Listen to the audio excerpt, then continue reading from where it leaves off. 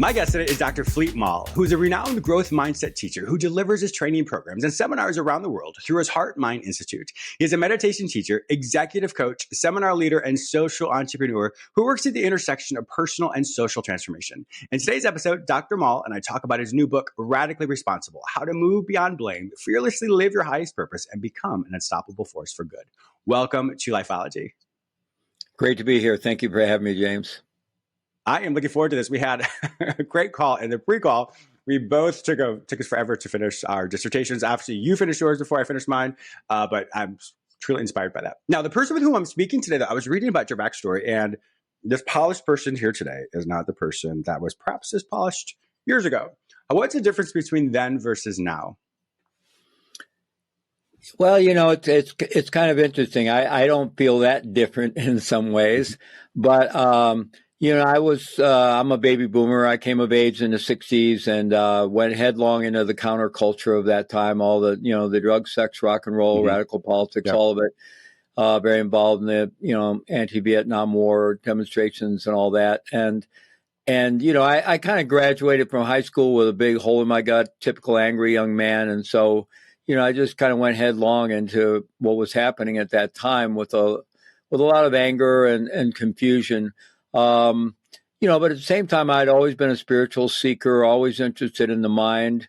I think always had basically good values, even though certainly a confused expression of them, getting involved eventually in drug trafficking. But I justified it with all this us versus them thinking and, a lot of internal justifications.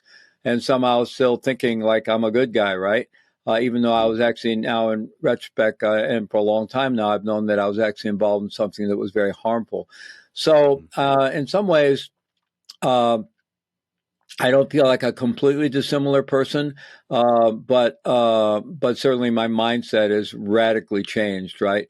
Fortunately, got beyond all that us versus them thinking and all those kind of internal justifications and embraced this model that today I call radical responsibility, of really taking ownership, 100% ownership for each and every circumstance I face in my life. So shifting out of all those victim mindsets and all that kind of blame.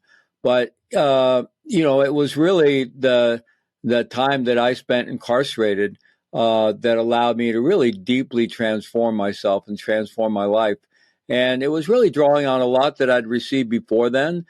Some people, because now, I'm well known as a meditation teacher and a Buddhist meditation teacher in two traditions, as well as a secular meditation teacher.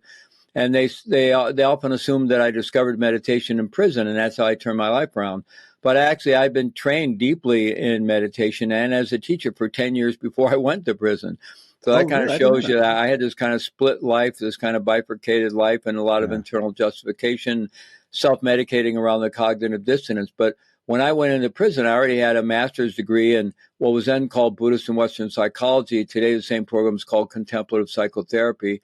And so I'd had a lot of training, a lot of education, and been trained as a meditation teacher and had done a lot of intensive internal work on myself. But still some real blind sides and blind spots and unaddressed shadow elements. And it was really the wake up of landing in prison and realizing what I'd done to myself and especially what I'd done to my son, who was 9 years old at the time, to his mom and to my community, completely woke me up. And I became radically dedicated to get all the negativity out of my life and really work on myself and just do the deep work and deep transformation, deal with all the shadow aspects so that I could, one of my profoundest longings at that time was that I could leave a better legacy for my son than just his dad went to prison. And I was originally sentenced to, I was facing a no parole, potentially life sentence. Oh, wow. I was sentenced to 30 years with no parole initially.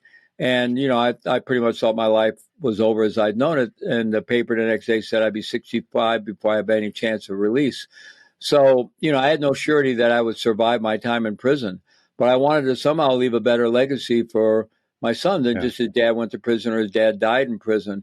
Fortunately, I was sentenced under the old laws in the federal system, so it turns out you get a lot of good time. I was actually in federal prison before I figured all that out, and I eventually realized that if I stayed out of trouble, I'd serve 18 and a half on that 30 years. And if it was parolable, you could be ostensibly paroled at 1/3, but it was a no parole sentence. But with all the good time, if I stayed out of trouble, I'd serve 18 and a half. And then eventually on appeal, one count was taken out of my sentence, and that took about 3 years. And then at that point, I knew I'd served 14 and a half, which is what I actually served. I managed to stay out of trouble. If you get in trouble in prison, they start taking that away in chunks, right? You can end up doing all that time. And actually today, ever since 1987, when they went to determinate sentencing, there is no more parole for anybody in the federal system.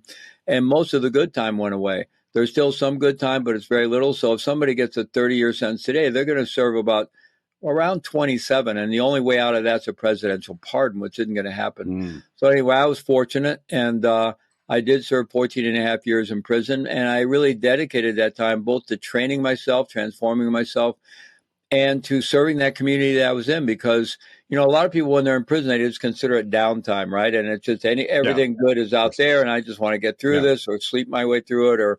But, this was a huge chunk of my life, and I was already a practitioner. I'd already had a lot of awareness training. So, I'm not just going to jettison 14 years of my life. I'm going to live this and learn and try to serve. And so I really tried to serve that community that I was in to the best of my ability, and had a lot of opportunities to do some good work. And that's really led to all the opportunities I've had since I've been out. I've been out now for about 23 years. That's amazing. Didn't you also have 2 programs that you started in prison?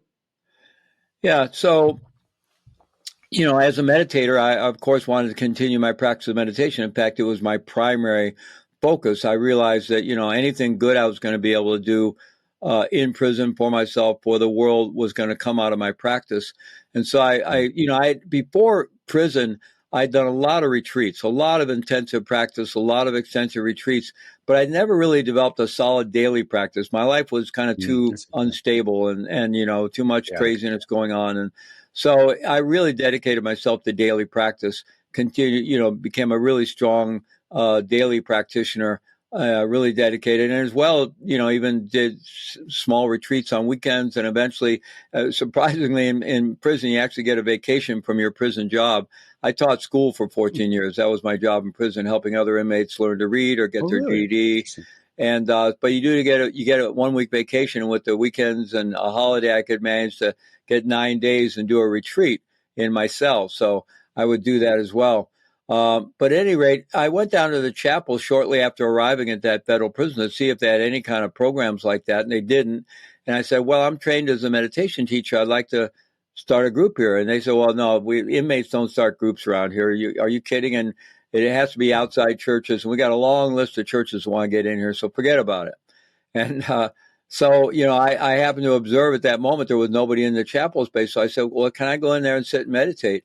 And, this chaplain was trying to figure out a way to say no, couldn't come up with a reason. So, yeah, but if anybody comes, you got to leave, right? So I just kept showing up, eventually got a group started there. And so I had eventually met twice a week. So I led that group for those 14 years. But another thing that was happening was I was writing articles and publishing articles out in various journals in the kind of Western Buddhist world in the U.S.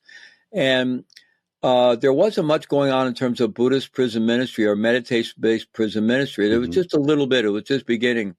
And so a lot of prisoners were starting to write to various Buddhist centers and organizations seeking support for their practice and learning. And so some of these organizations knew about me because of my writing and started sending letters to me. And I couldn't correspond with other federal prisoners, but I kind of got away with corresponding with state prisoners and county jail prisoners. I just did it, and they didn't stop me. And so I got this kind of ministry going, and then I realized it was much bigger than anything I could do for my prison cell. So I got a little support from friends on the outside, figured out how to start a nonprofit organization, had somebody, I did all the paperwork and had somebody mail it for me on the outside. And I didn't, if I'd asked them if I could start a nonprofit inside prison, I'm sure they would have told me I was crazy and no, you can't. But I just did it. I didn't hide it. I just did it. And so it happened. And so that was the beginning of Prison Dharma Network, and which initially was about supporting Buddhist prison volunteers and Buddhist prisoners or prisoners interested in Buddhism and meditation. Eventually, we became non-sectarian across all spiritual traditions that promote meditation and inner work and contemplative work. And then eventually, when I got out of prison, we realized we needed to also, take a secular approach. So we support both faith-based approaches to meditation and secular approaches to meditation in the whole world of criminal justice today.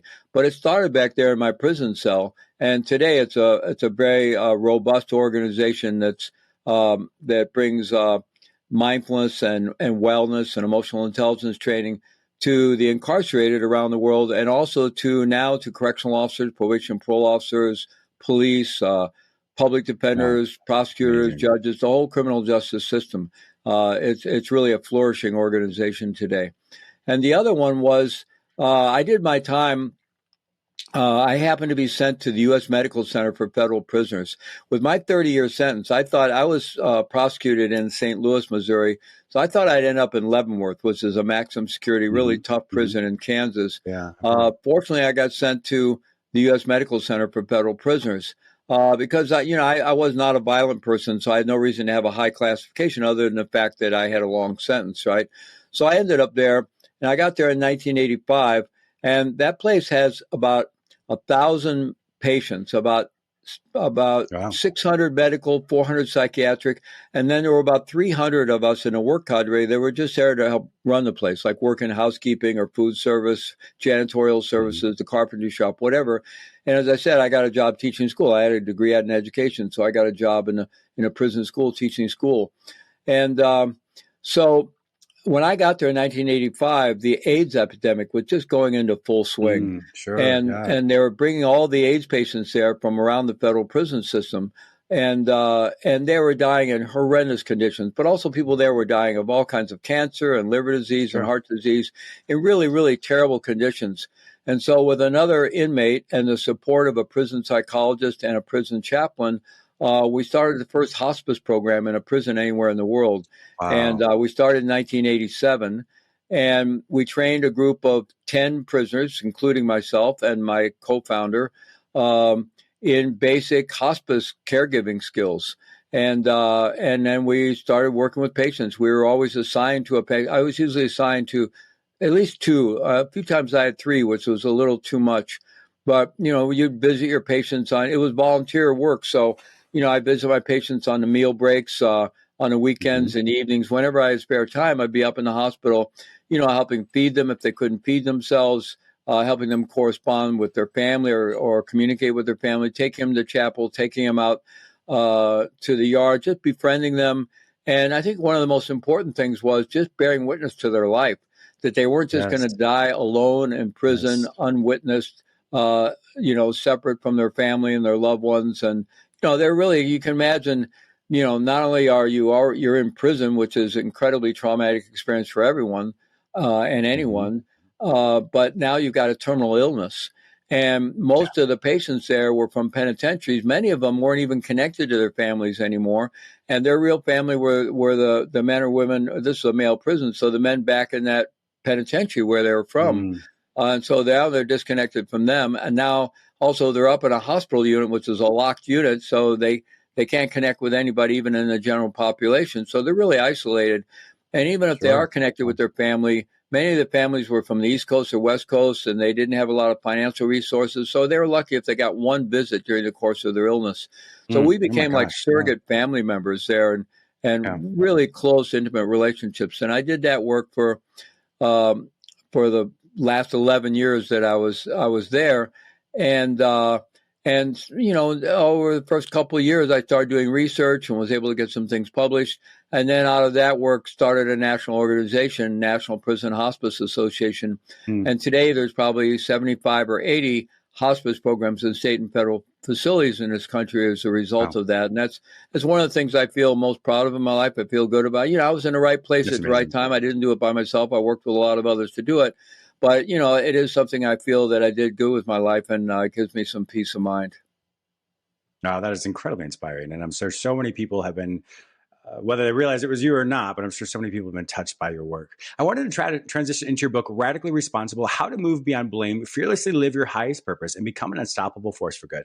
It's interesting in reading just even the title, how you first started as, you had this this childhood or adolescence and young person angst, and then not taking responsibility for who and what you were, and then obviously the transitions of all that. And now you've written, I'm sure, many other books, but this book here really focuses on being radically responsible. Tell me more about the premise of this book.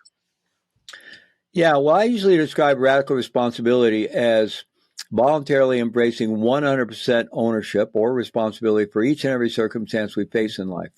And if you really think about it, it is a pretty radical notion. And so on the one hand, this is really looking into all the circumstances we deal with day in and day out.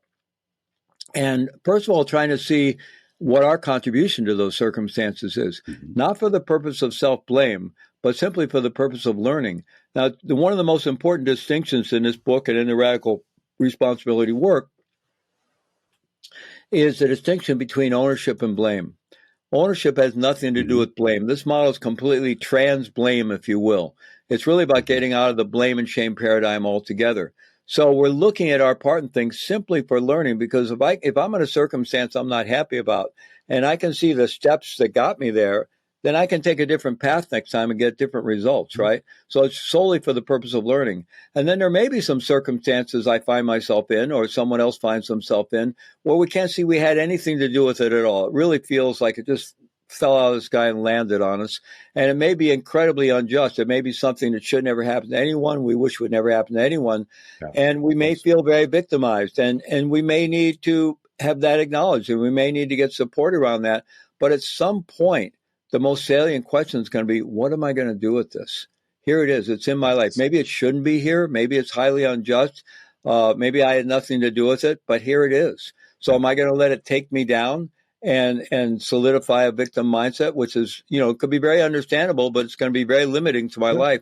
Or am I going to find some way, what is the most creative way I can respond to this, just to move my own life forward, even in my own enlightened self-interest, to move forward? Because really, what's going to determine my destiny at any point in my life are the choices I'm making today, the actions I'm taking today, those I'm making and taking tomorrow. That's what's going to determine my destiny. And so it's really embracing that kind of ownership. And it requires a lot of self-compassion and really getting in touch. The ground of this radical responsibility work is developing the experience of our own innate unconditional goodness, which runs counter to the kind of blame and shame and fallen nature of humanity ethic that's in a lot of Western culture, although we have all the other ideas of basic goodness in Western culture as well. But it's really, we can, through contemplative practices like meditation, actually experience that depth of our being where it's unmistakable that we're not broken, we don't need fixing, that our essential nature is fundamentally good and whole and pure. And when we have that experience, it shifts everything and can give us the strength and the resilience to develop that kind of radical honesty and ability to radically own our life so that it doesn't trigger us into self-blame or self-shaming, but instead moves us forward in our life by putting our energy where the only place where we have any real power, and that's with our own choices and our own actions. With the people who read this book, is this a book that you read from front to back, you read it straight through and you're done? Or is this practices that a person would read and then they would slowly incorporate that and assimilate the practices? Yeah, it's really kind of a workbook. I have exercises in every chapter, and I really encourage, people, I meet people out in the world all the time, and, they say, oh, I read your book. And I said, yeah, did you do the exercise? Did you get a notebook? Did you get a journal? No, not yet. I said, go back, get your journal, and go through the book again. That's what's going to make it real for you, So I really encourage people to do that. And there are exercises in every chapter. And I encourage people to get a journal and really do the work. And it's not rocket science. It's fairly simple work. I try to make really clear distinctions in the book. Tony Robbins been a strong influence on me. I think he does some great work.